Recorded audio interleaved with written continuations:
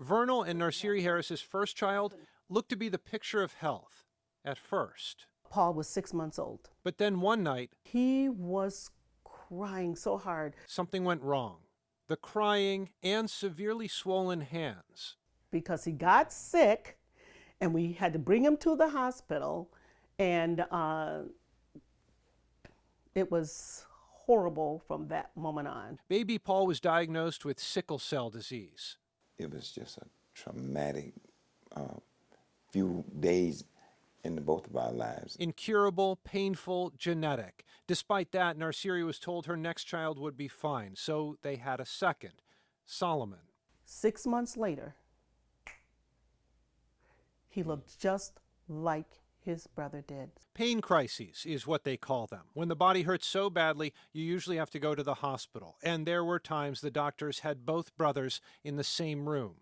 We were going from one bed to the other. She would go to this one, I would go to this, and this one was crying, that one was crying. We tried to give each of them mother, father attention because it was a horrible experience in that hospital. It's a mutation in the hemoglobin. It's a blood disorder, Dr. Lakia Wilson says, that has no cure and can be fatal.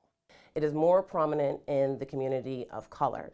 1 in 13 African Americans can have the sickle cell trait, and 1 in 500 African Americans actually will have the full-blown disease. Their kids were terrific. Dr. Stephen Webb was the boy's pediatrician. When asked about research and treatment, Webb blamed cultural bias for delays.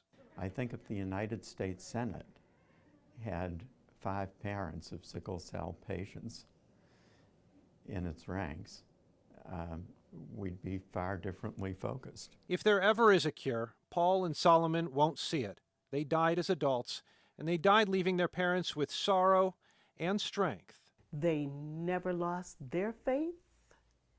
They never blamed God for what they were going through.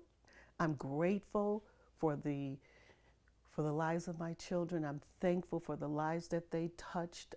I'm so grateful to have been blessed, God, to be their mom. But it burdens me, it sickens me that moms and dads are still going through that children are suffering As a result of that. because there's no cure. But there is hope, and for the Harrises, even joy, for they now have grandchildren and even great-grandchildren who remind them of their brave boys.